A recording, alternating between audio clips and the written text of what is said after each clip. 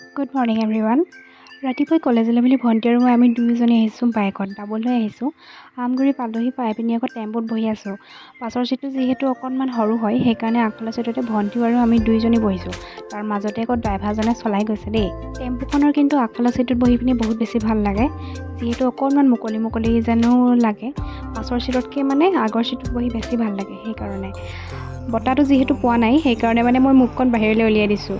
আমাৰ আকৌ লগৰ সৌম্যই হোটেলৰ পৰা গৈ চিংৰা আনিলেগৈ আমাৰ গোটেইকেইটালৈ। ৰাতিপুৱা ঘৰত যিহেতু অকণমান চাহে খাই যাওঁ আৰু বেলেগ একো নাখাওঁ, যিহেতু ৰাতিপুৱা সময়কণত খাবলৈ মন নাযায়। সেইকাৰণে ভালেই হ'ল, সি আনিছে আমাক খোৱালেহি। আকৌ ডিপাৰ্টমেণ্টলৈ গৈছিলোঁ, ডিপাৰ্টমেণ্টলৈ যাওঁতে আকৌ ছাৰহঁতে পেকেট লাঞ্চ দিলে। ইফালে ইয়াত আছে জেলেপি আৰু ডিম পেটিছ আছে। হেল্ল' এভৰিৱান, কি খবৰ? সকলোৰে খবৰ নিশ্চয় ভালেই হ'ব। এতিয়া আমি বহি আছোঁ, এতিয়া ক্লাছ নাই, ক্লাছ নথকা মানে অফ টাইমত এতিয়া বহি আছোঁ। ক্লাছ কৰিলোঁ আৰু এক্সামো আছে দেই, ক্লাছ এক্সাম আছে। তাৰপাছত এইফালে বিবেকে ধুনীয়াকৈ গান শুনি আছে। এইফালে আছে মিৎকা,